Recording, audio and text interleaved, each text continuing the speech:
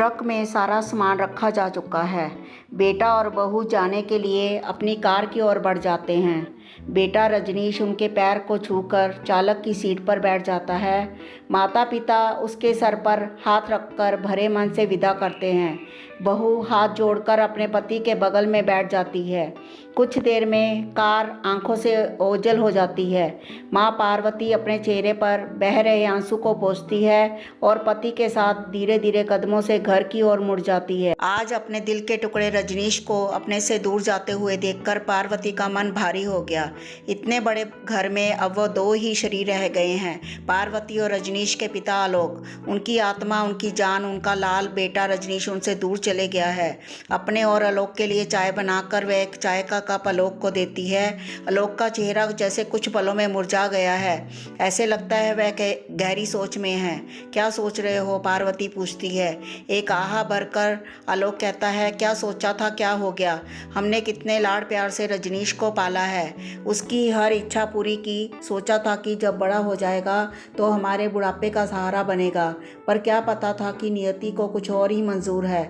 कितना चाव था कि रजनीश बड़ा होगा तो उसकी शादी होगी, बहू घर में आएगी और बच्चों की किलकारियां और शोर से घर की दीवारें गूंज उठेंगी। अब ये दीवारें सुनी हो गई, एकदम खामोश और वीरान। रजनीश ने अपनी कॉलेज की सहपाठी से शादी कर ली। गीता सुंदर है, बड़े घर की लड़की है, अत्यधिक लाड़ प्यार से पली। उसके व्यवहार में अहंकार और आक्रोश भर गया है। पार्वती ने सोचा था कि बहू आएगी तो वह दोनों मिलकर खूब बातें करेंगे और घर का सब काम मिलजुल कर करेंगे, पर नहीं, गीता रसोई के नाम से मुंह बना लेती। पार्वती का हाथ तो क्या बांटती, उसका गीला तौलिया तक तो रजनीश सूखने डालता है। गीता को ना रसोई ना घर के किसी काम में रुचि है। उसे तो क्लब और होटल में अपनी सहेलियों के साथ ताश खेलने का शौक है। हर दूसरे दिन उनके घर में पार्टी होती जिसमें मांस और शराब का सेवन होता।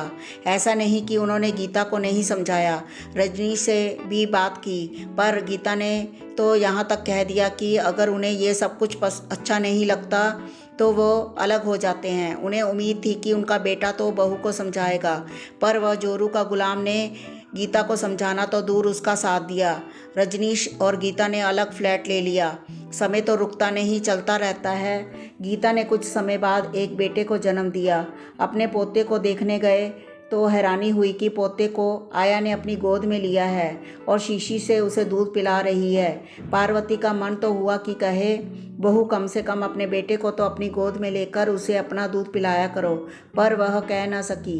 कितने अरमान थे कि अपने पोते को बड़ा होते देखेंगे, उसके साथ खेलेंगे, पर उनके सारे अरमान बहू की जिद और आधुनिक विचारधारा में बह गए। उस दिन रात के 2 बजे होंगे। दरवाजे की घंटी बजती है। कौन हो सकता है? आलोक ने दरवाज़ा खोला तो देखा कि गीता दरवाजे पर खड़ी रो रही है, साथ में उनका पोता भी है। क्या हुआ बहू, रो क्यों रही हो? रजनीश कहाँ है? सब ठीक तो है ना? आलोक ने प्रश्नों की बौछार लगा दी।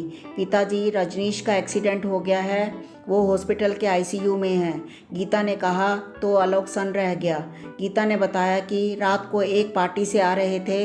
रजनीश अपने दोस्तों के साथ दूसरी कार में था। कार एक दोस्त चला रहा था, उसने कुछ ज़्यादा ही पी ली थी। एक ट्रक के साथ उनका एक्सीडेंट हो गया था। कार में बस रजनीश ही बचा है, बाकी 3 दोस्तों की मौके पर ही मौत हो गई है।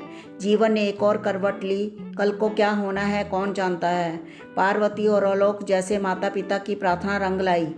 रजनीश 3 महीने के बाद जब ठीक हो गया तो हॉस्पिटल से रजनीश और गीता को बोले, बेटा अच्छा हम चलते हैं, अपना ध्यान रखना। गीता बोली, हमें साथ नहीं लेकर जाएंगे? आलोक और पार्वती ने उन्हें अपने अंक में भर लिया। आसमान में संध्या की लालिमा से मौसम सुहाना हो गया है। उड़ता पंछी शाम को अपने घोंसले में लौट आया है। धन्यवाद।